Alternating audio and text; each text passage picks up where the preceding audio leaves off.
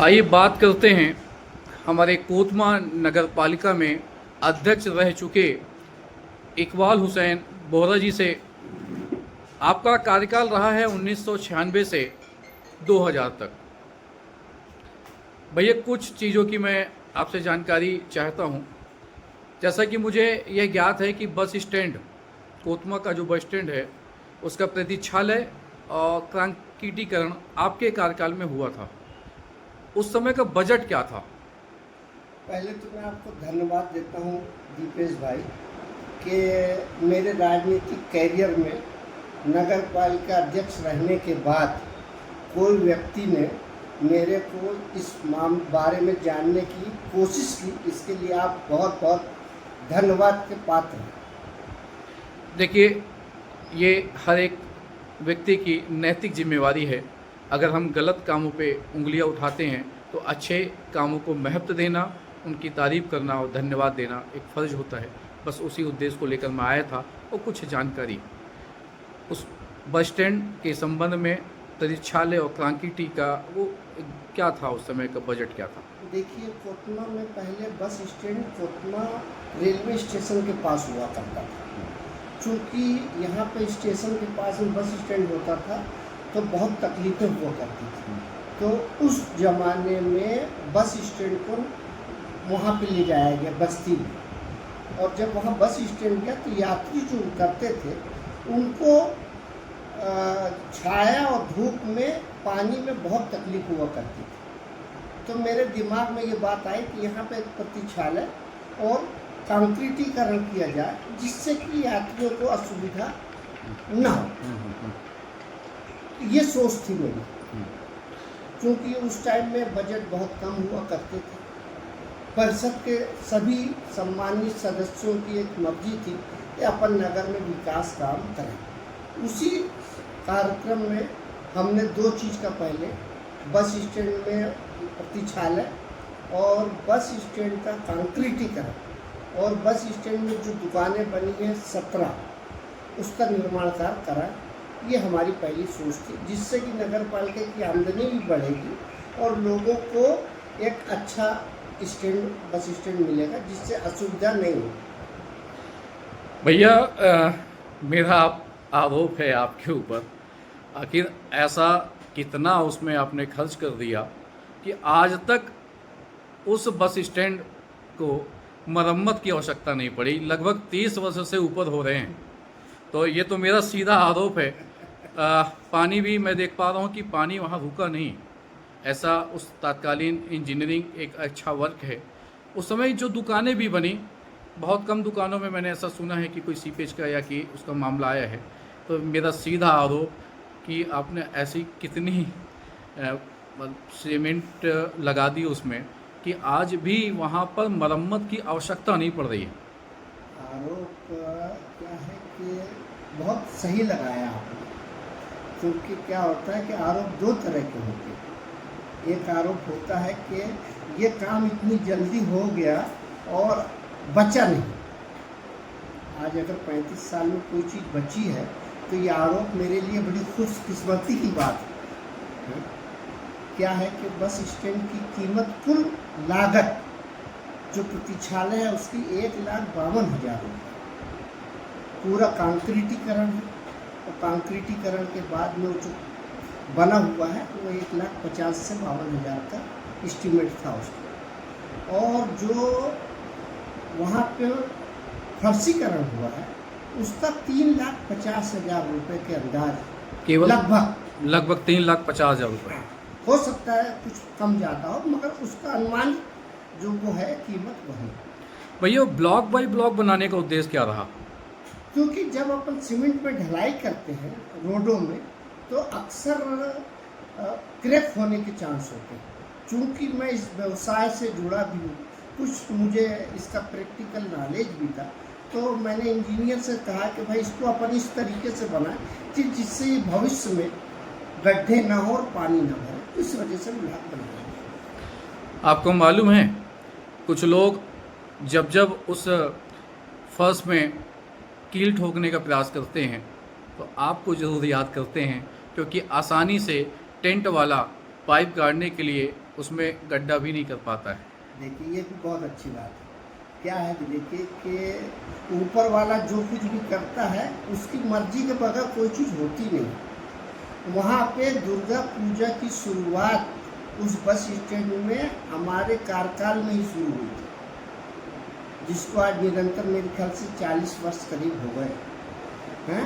तो ये हुआ कि जब प्रतीक्षालय अपन बना रहे हैं तो उसका आकार ऐसा क्यों ना बनाए कि वहाँ पे मूर्ति को भी रख दे, जिससे कि वहाँ का खर्च बच जाए। पहली तो सोच ये थी, और दूसरी वहाँ पे प्रोग्राम जो होते थे उसके लिए कंक्रीटीकरण ऐसा कराया जाए कि जिससे कि वो खराब ना हो। तो दोनों चीज़ें अपन ने इस उद्देश्य से बनाई थी कि एक तो भगवान की वहाँ पे स्थापना होगी तो उसके लिए भी लोग आएंगे जाएंगे, और यात्री में तो 365 दिन यात्री भी रहेंगे। बिल्कुल, चूँकि यात्री प्रतीक्षालय हैं, बसें वहाँ खड़ी होती हैं, लंबे समय तक उसे चलना चाहिए। फिर माता रानी की प्रतिमा भी वहाँ विराजमान होती थी। एक अच्छे और नेक विचारों से आपने काम किया। नगर में और कौन कौन सी उपलब्धियाँ आपकी उस समय रही हैं? देखिए, पानी की कोतवाल में बहुत तकलीफ थी उस ज़माने में। 2-2 3-3 दिन तक छोड़ के पानी आया करता था। तो इसलिए मैंने पानी की व्यवस्था के लिए बहुत प्रयास किया कि वही में पंप लगवाया, फिल्टर प्लांट बनवाया, और कम से कम 30 से 40 हैंड पंप मेरे द्वारा खुदवाए गए थे। और जो वार्डों में आवश्यकता पड़ती थी नाली की, रोडों की, क्योंकि बजट बहुत कम था मेरे पास में और शासन से पैसा उतना मिलता नहीं था, मगर जितना भी पैसा मिला मुझे शासन से, उसका उपयोग मैंने प्रयास यही किया कि इस पैसे को वेस्ट ना हो और निर्माण कार्य में लगे, जिससे हमारा नगर खूबसूरत और एक अच्छा शहर दिखे। यही मेरी सोच है। भैया, बस स्टैंड में आज मैं कुछ कवरेज कर रहा था। उस दौरान मैंने जब लोगों से पूछा, उन्होंने बताया कि आपके कार्यकाल का बना वो प्रतीक्षालय और फर्शीकरण है। उन्होंने खुले मन से आपको बधाई दी, आपका आभार व्यक्त किया है। तो ऐसे नगर के लोगों के लिए आपकी तरफ से 2 शब्द। मैं नगर के एक एक आदमी और एक एक बच्चे का आभारी हूँ, धन्यवाद देता हूँ उनको। आज जो नई पीढ़ी आई है उनको ये बात की जानकारी भी नहीं होगी, तो ये बात की जानकारी भी उन्हें लगे कि नगर में अगर कोई भी मौका मिलता है तो कुछ अच्छा करना चाहिए, जिससे कि अपन इस दुनिया में रहें या न रहें, मगर हमारी बनाई हुई चीज़ें या हमारे नगर के विकास में कुछ भी चीज़ें ऐसी हो जो कि परंपरा पर यहाँ पे दिखनी चाहिए। धन्यवाद भैया, और मैं अपनी तरफ से भी आपको बधाई देता हूँ कि एक ऐसे व्यक्ति के सामने मैं बैठा हुआ हूँ जिसकी बेवजह मुझे तारीफ़ नहीं करनी पड़ रही। आम जनता ने मुझसे कहा कि यह जो आपका कार्यकाल रहा है एक यादगार कार्यकाल रहा है, अच्छे काम हुए हैं, और वास्तव में गुणवत्ता जिसे कहते हैं कि सत्य को प्रमाण की आवश्यकता नहीं है। 30 साल के बाद भी बस स्टैंड आज उसी तरह मजबूती से खड़ा हुआ है। इसलिए मेरी तरफ से भी आपको बहुत बहुत बधाई, शुभकामनाएं। बहुत बहुत आपको भी बधाई। नगर के लिए मैं धन्यवाद देता हूँ कि उन्होंने मुझे एक मौका दिया, उस मौके पर मैं खरा उतरा और जो मुझसे हो सका इस नगर की सेवा मैंने की। धन्यवाद। आइए बात करते हैं कोतमा नगर के सम्मानित व्यापारी राजेश गौतम जी से, जिनकी बस स्टैंड में अपनी दुकान है, जिन्हें लोग मल्लू भैया के नाम से जानते हैं। भैया, अभी हम बस स्टैंड में खड़े हुए हैं। ये हम देख पा रहे हैं, ये जो बस स्टैंड है ये लगभग कितने वर्षों पूर्व बना था? 30 वर्ष हो चुके हैं इसे। किसके कार्यकाल में बना था? इकबाल हुसैन जी अध्यक्ष हुआ करते थे। भैया, आपको यहाँ दुकानदारी करते लगभग कितने वर्ष हो गए? 35-40 वर्ष। उसके पहले इस बस स्टैंड की स्थिति क्या हुआ करती थी? मिट्टी का बस स्टैंड था, कीचड़ कानून रहता था। कीचड़ आने जाने में तकलीफ हुआ करती थी। बनने के बाद आपकी याददाश्त में क्या इसे कभी मरम्मत की आवश्यकता पड़ी? नहीं। आज तक नहीं पड़ी। ऐसा बताते हैं नवरात्रि में जब यहाँ पाइप वगैरह गाड़ने की आवश्यकता होती है तो टेंट वालों का क्या कहना होता है? पाइप कहाँ गाड़ता है, तो मुश्किल पड़ जाता है। पाइप भी नहीं गड़ता है, मतलब इसकी मजबूती बहुत अधिक है। इसके लिए आप तत्कालीन चेयरमैन इकबाल हुसैन जी को उनके धन्यवाद। भाई उनको धन्यवाद। बिल्कुल, ये हमारे वरिष्ठ लोग हैं जिनका पूरा जीवन बस स्टैंड में इस दुकानदारी को करते हो गया। उन्होंने इस बस स्टैंड की स्थिति को देखा है, यहाँ कीचड़ हुआ करता था, लेकिन जब उनका वो कार्यकाल आया उस दौर में वो बजट हुआ करता रहा होगा क्या, बहुत कम बजट हुआ करता। कम बजट होता था, तब भी ये मजबूती वाला रोड। आप सब उन्हें धन्यवाद दे रहे हैं। हमसे बात करने के लिए भैया आपका बहुत बहुत धन्यवाद।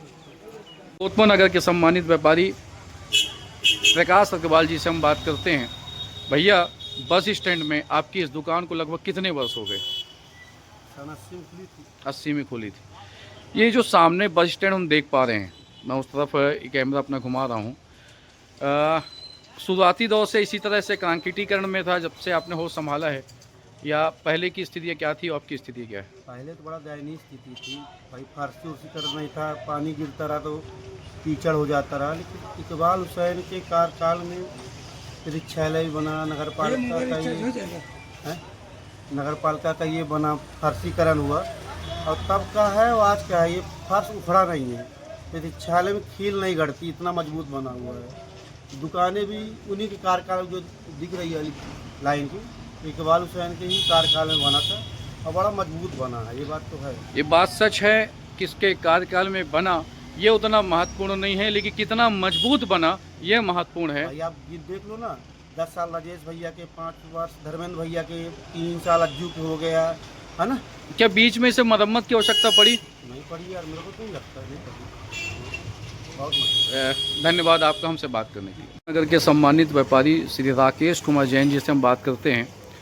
भैया, बस स्टैंड कोतमा आज से 30-35 वर्षों पूर्व की स्थिति क्या थी और ये किसके कार्यकाल में बना और अब की स्थिति क्या है, मैं ये जानना चाहता हूँ। 30-35 साल पहले वो कीचड़ खानों रहता था। उसके बाद में इकबाल भाई गौरव जी अध्यक्ष थे, उन्होंने मतलब पूरा बनवाया, मतलब फर्श वगैरह, सबसे अच्छी मजबूती है और अभी तक उसमें कोई मतलब कार्य करने की जरूरत नहीं। मतलब इकबाल हुसैन जी जब अध्यक्ष थे उनके कार्यकाल में ये बना, उसके बाद मरम्मत की आवश्यकता भी नहीं पड़ी? नहीं पड़ी आवश्यकता ही नहीं पड़ी। नहीं, उसमें अगर टेंट वगैरह डालना पड़ता है तो बड़ी मुश्किल तो होता है। मतलब पाइप गाड़ने के लिए जब उसकी खुदाई वगैरह करनी पड़ती है तो हो नहीं पाती। नहीं हो पाती। तो आप धन्यवाद देना चाहेंगे ऐसे अध्यक्ष को? बिल्कुल। कोतमा नगर के सम्मानित व्यापारी श्री लल्लू अग्रवाल जी, जिनकी बस स्टैंड में होटल की दुकान है, हम इनसे बात करते हैं इस बस स्टैंड के बारे में, जिसको लोग कहते हैं कि इसमें अगर टेंट वाला अपनी सुमी गाड़ना चाहता है तब भी उसकी सुमी नहीं गड़ती। तो आखिर इस मजबूती के बारे में हम बात करेंगे। ये किसके कार्यकाल में बनवाया गया था? यहाँ पर 35-40 साल हो गया बस स्टैंड बने, और नगर पालिका भी यहीं पर उनका भवन है, नगर पालिका वालों का पुराना। ये श्री इकबाल हुसैन जी हमारे यहाँ के है प्रतिष्ठित नागरिक, वो उनके चेयरमैन के कार्यकाल में बना था। मैं देख पा रहा हूँ इस जो कंक्रीट बना हुआ है, गिट्टी भी बाहर नहीं झाँक पा रही अभी तक। नहीं, वो तो एक भी चिल्पी नहीं उखड़ी आज तक नहीं। लगभग कितने वर्ष हो गए होंगे? करीब 30-35 साल हो गया। 30-35, लगभग 4 से 5 अध्यक्ष उसके बाद बन चुके हैं, लेकिन वो जो बस स्टैंड का निर्माण हुआ, कंक्रीटीकरण हुआ, उसे आज तक आवश्यकता नहीं पड़ी। शायद उसमें दोबारा कंक्रीट नहीं हुआ, कंक्रीट करने की आवश्यकता ही नहीं पड़ी। आप सभी संतुष्ट हैं ऐसे कार्यों से? यकीनन आप हमारे इस नगर के वरिष्ठ लोग हैं और इनका अनुभव बताता है, जो चीज़ अच्छी है उसे आप अच्छा बताएंगे और जो गड़बड़ है उसे गड़बड़ बताएंगे। धन्यवाद चाचा जी। अभी हम बस स्टैंड में खड़े हुए हैं। अपन को बस स्टैंड में लगभग कितने वर्ष हो गए? मेरे करीब 25-30 साल से जान रहा। 30 साल हो गए। ये जो बस स्टैंड बना हुआ है जिसे हम देख पा रहे हैं, ये लगभग कितने वर्षों से ऐसा का ही ऐसा है? पहले इतना स्थिति खराब रहा कि अब बहुत लगभग कितने वर्ष हो गए इसको बने हुए? 30 साल हो गए। ये बात सही है, लगभग 30 वर्ष हो चुके हैं, उससे ज़्यादा हो चुके हैं, कई चेयरमैन बदल चुके हैं, लेकिन ये बस स्टैंड वैसा का ही वैसा है। गिट्टियों की भी हिम्मत नहीं हो रही कि वो बाहर झांक लें। एक और दुकानदार हैं जिनका पूरा बचपन जन्म से लेकर अभी तक लगभग इसी बस स्टैंड में उन्होंने गुजारा है। पप्पू भाई, बोलिए। किस उस समय पे चेयरमैन कौन थे जब ये बना? इकबाल हुसैन। इकबाल हुसैन जी चेयरमैन थे। उसके पहले की स्थिति क्या थी इस बस स्टैंड की? बस स्टैंड की स्थिति हमें देखिए, पार से पार नहीं जा सकता है। इस पार से उस पार जाने में भी दिक्कत होती वार्ड थी, नंबर 5 से 4 नहीं जा सकते थे। नहीं जा सकते थे, कीचड़ बहुत ज़्यादा हुआ करता था, घुटना भर का कीचड़, धान बोने लायक खेत था। धान बोने लायक खेत था। सच में ये वो लोग हैं जिन्होंने अपना पूरा जीवन इस बस स्टैंड में गुजारा है। और रवि अग्रवाल नाम है, वैसे प्यार से लोग पप्पू कहते हैं। ये बात सच है। इकबाल हुसैन जी नगर पालिका अध्यक्ष हुए। इस बस स्टैंड की स्थिति बहुत ख़राब थी, उन्होंने इसे बनवाया। और यहाँ के लोग बताते हैं कि इसमें कोई सब्बल भी गाड़ना चाहता है, कोई टेंट वाला पाइप गाड़ना चाहता है तो उसको पसीना आ जाता है। तो ऐसे चेयरमैन जिनके कार्यकाल में यह कार्य हुआ है उन्हें लोग याद करते हैं।